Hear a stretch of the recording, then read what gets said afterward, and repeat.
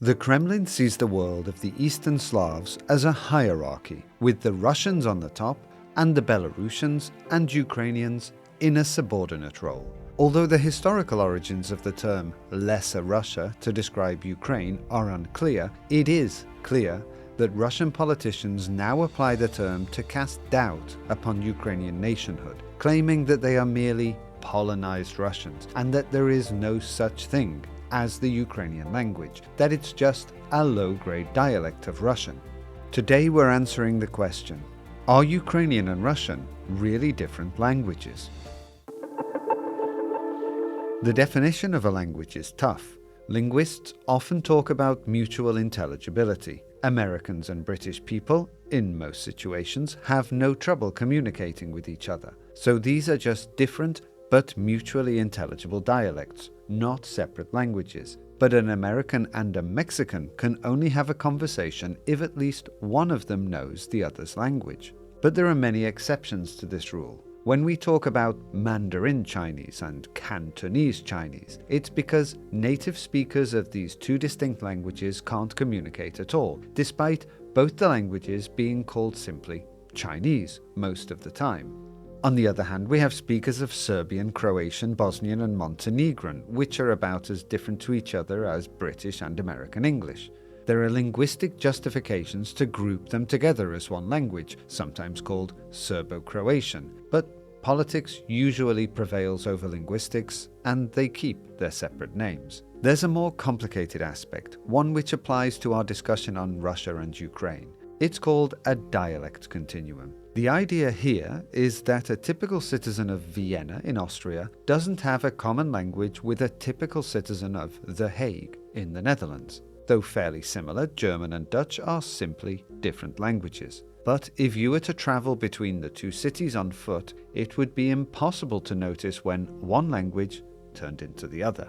On paper, it's easy. On one side of the German-Dutch border, they speak German, and on the other, they speak Dutch. But speakers of Low German from near the Dutch border will find it easier to speak to their neighbors from the Netherlands than to their High German-speaking compatriots from Bavaria. So let's apply these two tests to Ukrainian and Russian. Are they really just the same language with different names? And if not, are they on a dialect continuum?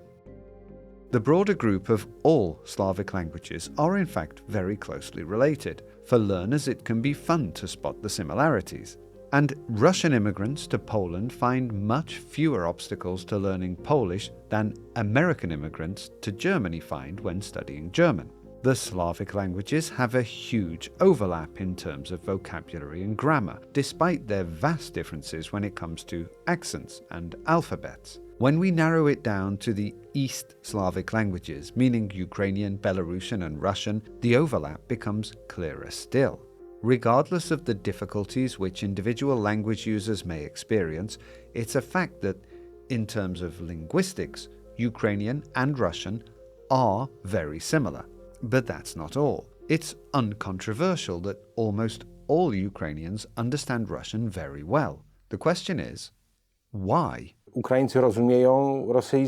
Yes, Ukrainians understand Russian, but that's in large part simply because that area and those generations of Ukrainians were Russified, and it was inevitable they'd understand Russian to some degree. While Ukrainians understand Russian, Russians don't really understand Ukrainian. This isn't because the Russians are handicapped in linguistic terms, it's because of the centuries of Russification. Now let's take a quick look at the differences between these two languages. Perhaps the smallest difference is in the alphabets. Ukrainian has an I, Y and G that Russian doesn't have, and Russian has an I, мягкий знак, твердый знак and Yo that Ukrainian lacks. Oh, and Ukraine's Ye is back to front in Russian. The rest looks the same. Phonetically, the languages are pretty similar too. Ukrainian has a sound somewhere between G and H, which means they can say Hamlet, Hitler, and Prince Harry, while the Russians say Hamlet, Hitler, and Gary. The foreign learner will initially claim both grammatical systems are equally impossible, but there are clear differences here. For example, the masculine past tense in Ukrainian ends with a V sound instead of the dark L of Russian. Читав. Читал. And the genitive plural is different too. Студентів. Студентов. And Ukrainian has one more case than Russian.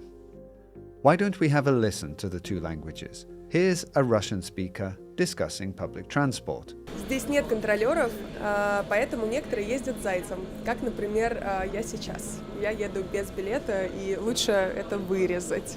And a Ukrainian speaker on the same subject. Придбати квиток на проїзд можна у водія, обов'язково потім закомпостувавши його. Незакомпостований квиток вважається недійсним для проїзду у трамваї чи тролейбусі. The propaganda from Russian nationalists breaks down here. Yes, in linguistic terms, the technical differences are minor, but if Russians cannot understand Ukrainian, then they are clearly not the same language. So perhaps the languages drifted apart relatively recently and still form a dialect continuum. The origins of language are not fully understood, and many cultures make their own myths. These myths can be very beautiful, but they're too often used by expanding empires as justification for conquest. Two cornerstones of Russia's mythology of its language are that it evolved from Old Church Slavonic, though this is really just liturgical Old Bulgarian, not Russian.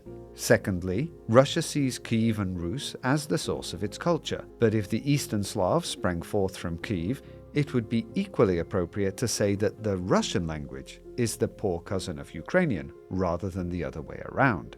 We speak more about the history of the Ukrainian and Russian languages in our longer film about the Russian language, and you'll find a link to it at the end of this video. But the situation in Ukraine is more complicated than with German and Dutch, where you can stand on that border and look westwards to Dutch speakers and eastwards to German speakers. No one doubts that there are native Russian speakers in Ukraine. In fact, it's more widespread than even Kremlin propaganda suggests. There are some patriots who take a very clear pro-Ukrainian stance, but even they still use Russian because it's their native first language that they use at home. They use it on social media, they write Facebook posts in Russian, and nobody says anything about that. You can speak Russian freely on the street, and you can hear it in Ukraine's city streets, and not only in eastern Ukraine or in Kyiv.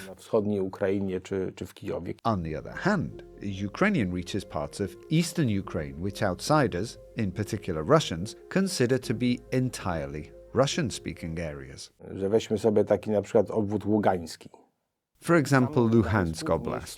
In the city of Luhansk, people obviously spoke Russian, but outside the city, in the villages, people spoke Ukrainian. So these stereotypes about southern and eastern Ukraine being Russian-speaking and western and central Ukraine being Ukrainian-speaking, they are just stereotypes. If we scratch the surface, dig a bit deeper, it turns out not to be so simple. It's a much more variegated picture. So the war front is not identical to the language front by any means. And considering how many people are bilingual and how many people have moved around, the language border can be incredibly messy. Let's zoom out now to find an example which is more obvious for English speakers. The Spanish dialect used in Gibraltar is so heavily infected with English words that it's impossible not to notice them. Por decir que ya that tradition y mira, no hacíamos un poquito de dinero vendiéndolo along the way. And Ukrainian suffers a similar fate due to Russian colonization. The Ukrainian language is cluttered with all sorts of Russian words every day. Of course, Ukrainian is not only cluttered by Russian words. English words too, but we can say this process is everywhere. English is a global language. But the more pronounced problem is Russian's influence on Ukrainian, and Ukrainian's influence on Russian. It's a bit like this. Many Ukrainian-speaking Ukrainians don't speak good Ukrainian, and just as many Russian-speaking Ukrainians don't speak good Russian. It's a bit tragic, this post-colonial mongrel that emerges from it, meaning that some Ukrainians don't speak well in any language. In some areas, it's so extreme that people claim this post-colonial mongrel, is actually their native language. It's called Surzhyk. But can we truly call this a language? Does it have one recognized form? Surzhyk is an ugly beast seen in Ukraine. In fact, it's a mix of the two languages, Ukrainian and Russian. The exact proportions change depending on the location.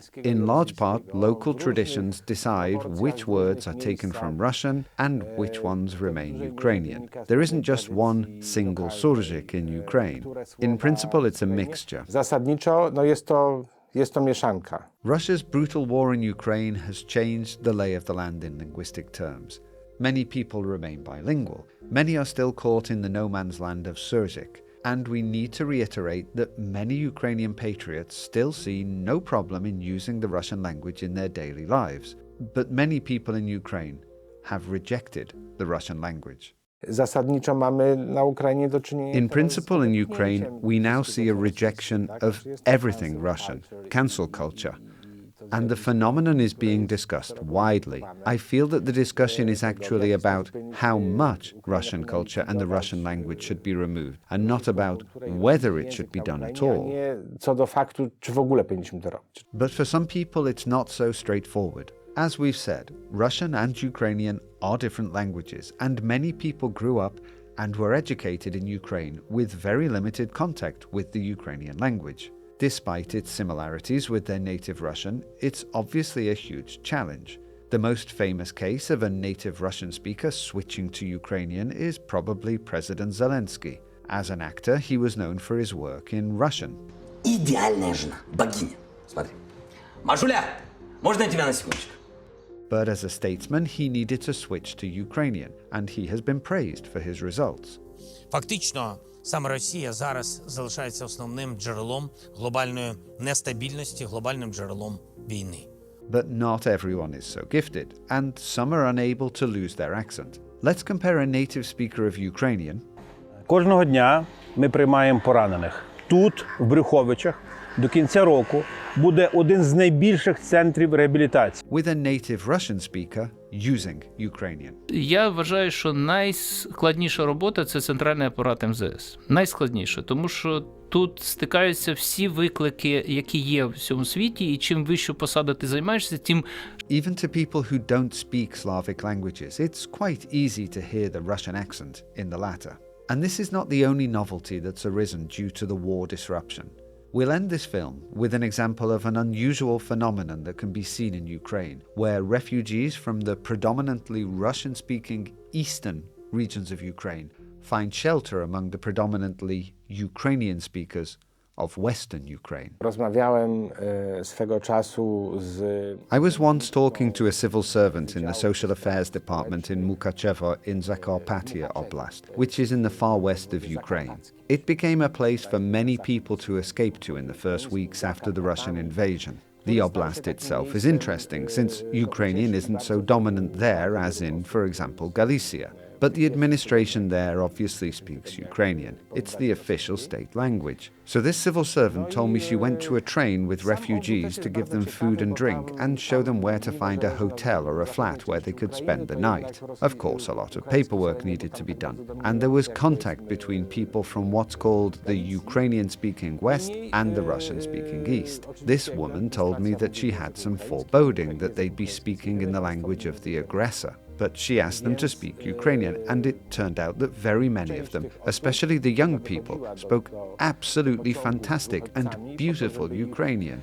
She started to try to find out why. It turns out that when Ukraine gained independence in 1991, the process of education immediately started to be exclusively in Ukrainian. So in the East, we had a situation where children were starting school studying Ukrainian and continued throughout their entire education. Of course, at break time, they spoke Russian. They spoke Russian at home. For some time, Russian culture was popular, but it was put aside. And when these people started to speak Ukrainian, it turned out that their Ukrainian, which hadn't been used, was absolutely pure. It wasn't infected by Surzhyk. It wasn't cluttered with Russian words. It was as if it had been taken fresh from the deep freeze and put into use with beautiful intonation and a beautiful accent with great vocabulary. She told me that she was totally shocked and that it was a lovely situation because refugees from those areas, from the Donbass, spoke such beautiful Ukrainian that even she was ashamed of her own. Tak pięknym ukraińskim, że ona sama była zawstydzona swojej. Thanks for watching. This film accompanies our longer documentary on the current state of the Russian language. Why not watch that one now?